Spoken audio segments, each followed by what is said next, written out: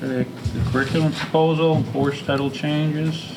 Kristen will touch on this. The only difference that the board will see tonight is Kristen amended her memo, and because of where we're at in the calendar, we wanted to make sure the board was aware. We are working with the staff to see if our current interventions are aligning to ways to close the gap with students coming in not meeting benchmarks. And so Kristen was also meeting with the union. I'm also meeting with the feeder soups. We have another meeting November 1st to try to discuss if there's other things we can be doing, or if there's a different intervention class maybe that needs to be put in place, almost like a remedial class. But with the timing from the 2 weeks from the last meeting to this meeting, we did not want to rush or skip through the process, but we also wanted to make the board aware that there may need to be something implemented at a later date to address incoming 8th graders that are below benchmarks. In the past, how many, is it usually just one section of that course that gets filled, or is it more than one period a day? If you've done some remedial reading or math interventions in the past? We usually have, I believe, anywhere from 3 to 4 sections of reading, and we have, I believe, 2 or 3 sections of the extended algebra class. We also have 1 section of pre-algebra, and we have anywhere from, I would say roughly on average, 8 to 10 students that are enrolled in pre-algebra. And you said that your original research on this in regards to the reading, out of all the students, only 10 are not in our reading intervention class right now, or roughly 10? So where our cut scores are currently set, there's only 1 score that you could get that would allow you to be below benchmark but not place into reading, and that's based off of other data that we have collected. Usually those students are able to test out after we do additional testing and look at map data as well. And for our math students, there's only 1 score that students can get that's above benchmarks that places them in algebra. So we have a majority of our algebra class are students that are coming in and not meeting benchmarks because the cutoff is set 10 above that to fall into algebra. So if we had to modify anything, it would probably be this, we would be taking a look at math first? Correct. Okay. So do you want this resolution, you want us to adopt it today? We need to adopt Okay. because we have to, course selection starts Right. first week in November. So what we wanted to do is have something on note with the board, and at the public board meeting, there may need to be an additional change.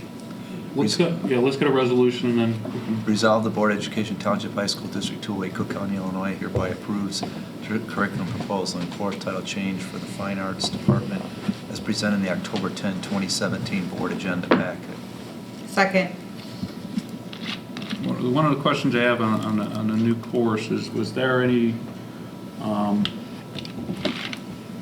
calculation of what that's going to do for, do we need additional personnel?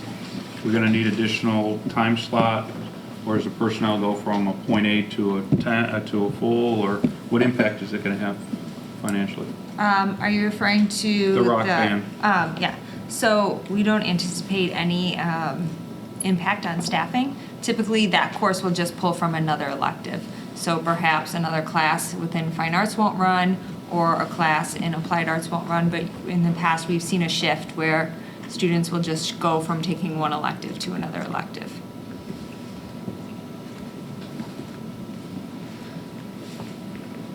So can a person in the music department be in jazz band and be in rock band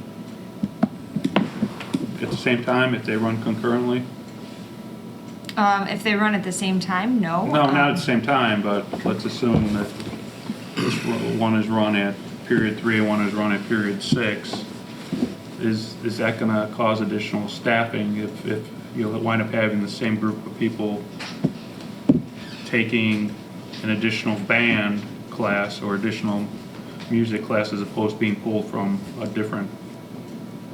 I mean, in theory, it could. However, we did not notice that with music creativity. That did not occur. Music creativity currently runs every other year, and it just runs one semester at one class. And then we also tried to do the same thing with world percussion in the past, and that never ran because we didn't have enough students that were interested at the 30-to-1. So I understand your concern. However, I don't think, based off of past data in doing this with other courses within fine arts, I don't know if that's going to come to fruition. All right. Anyone on my left, anyone on my right? Questions? Well, almost seems like we're just grabbing that garage band kid and bringing him into band, right? We wouldn't do it otherwise. That's the concept, yes. All right. Go for the vote. Did we get a second on the resolution? Yes, I Yeah. seconded it. All right. Band's good. Ms. Sierra. Yes. Mr. Smithing. Yes. Ms. Towner. Yes. Ms. Welch. Yes. Jessica. Yes. Yes. Yes.